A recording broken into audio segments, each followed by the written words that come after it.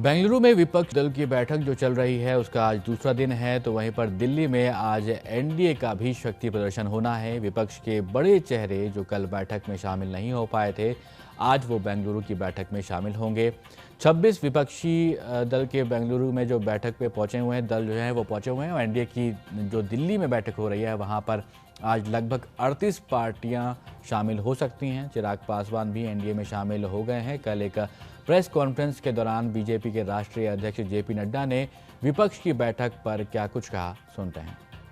तक यूपीए का सवाल है और ये जो ऑपोजिशन के अलायंस है, ये भानुमति का कुनबा है और कहीं का ईंट कहीं का रोड़ा, भानुमति ने कुनबा जोड़ा, इस तरीके का ये अलायंस है। न तो इनके पास नेता है, न ही नीयत है, न ही नीति है और न ही फैसला लेने की ताकत है। यह फोटो अपॉर्चुनिटी के लिए अच्छा है, लेकिन सच्चाई यह है कि न तो इनके पास कोई फैसला लेने की ताकत है और न ही वो नीयत है, न ही नेता है। स्वार्थ की राजनीति पर आधारित ये एकता की जो बुनियाद है वो बड़ी खोखली है और इसीलिए यह कोई डिलीवर करने के लिए नहीं है। यह 10 साल के यूपीए के सरकार के भ्रष्टाचार और घोटालों का टोला है।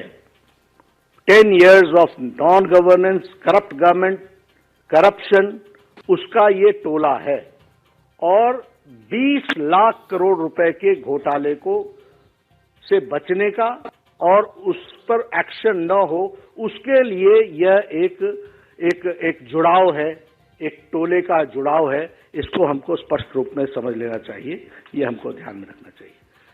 देश ने तय कर लिया है कि 2024 में प्रधानमंत्री मोदी जी के नेतृत्व में इस संकल्प के साथ कि हमारी एकता जो देश के हित के ऊपर आधारित है, अटूट है, अटल है और हम फिर एक बार 2024 में एनडीए रिजॉल्व करेगा कि हम मोदी जी के नेतृत्व में देश फिर से एक बार एनडीए की सरकार बनाएगा। तो ये कल हमारी एनडीए की मीटिंग के एक तरीके का विचार है, उसको हम लोग आगे। वहीं कल जब बेंगलुरु में विपक्ष की बैठक खत्म हुई तो एनडीए की बैठक पर कांग्रेस नेता पवन खेड़ा ने कई सवाल खड़े किए, सुनते हैं उन्होंने क्या कुछ कहा। बातचीत थी और भोजन था जो अभी भी चल ही रहा है। कल फिर मिलेंगे हम लोग, फिर आपसे बात करते हैं। अभी कल है मेन मीटिंग, जैसा कि आज सुबह भी आपको बताया था। मेन मीटिंग इज टुमारो, उसके बाद फिर आपसे दोपहर के बाद फिर मुलाकात होगी, तब आपको पूरी बात बताई।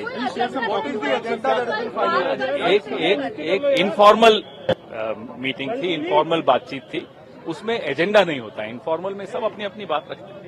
क्या कोई पॉजिटिव संकेत मिल? पॉजिटिव तो है, दूसरी बार मिल रहे हैं तो पॉजिटिव ही है। 38 पार्टियों को इकट्ठा कर दिया, एक अकेला सब पर भारी अकेला नहीं, अब उनको 38 की जरूरत पड़ गई। Sir, what were the talking points? We'll brief you tomorrow. Let the formal meeting take place, and then we will come back to you in the second half of the day, and we'll brief you. Sir, was there any talks about naming this new? As I said, we'll have something substantial to tell you tomorrow morning.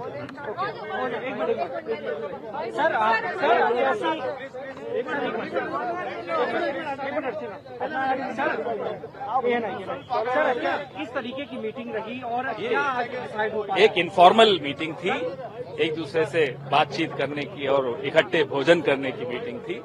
बड़ी अच्छे माहौल में बातचीत हुई और भोजन हो रहा है। अभी कुछ लोग हैं, अभी भी भोजन चल रहा है और कल फॉर्मल मीटिंग होगी, जिसके पश्चात सेकंड हाफ में हम आपसे फिर मुखातिब। पहले निकल गई और पहले निकल गई, क्या वो अलग अलग शामिल नहीं हो पाए? नहीं, ऐसा नहीं। जिनको जल्दी जाना है, कुछ है, ऐसा कुछ नहीं। तो बेंगलुरु में लगभग 26 दल पहुंच रहे हैं और वहीं विपक्ष के जो बैठक है बेंगलुरु में, आज उसका दूसरा दिन है और अलग अलग पार्टी के नेताओं ने क्या कुछ कहा है वो भी आपको सुनाते हैं। यहाँ पर हम अखिलेश यादव और राघव चड्ढा ने क्या कुछ कहा है, सुनते हैं।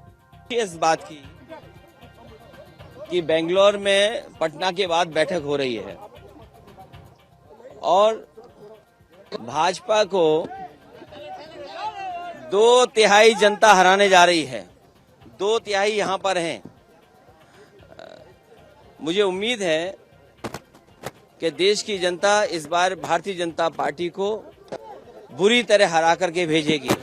और सबसे पहले मैं धन्यवाद दूंगा कर्नाटक की जनता को, जिन्होंने फैसला लेकर के भारतीय जनता पार्टी को हराया।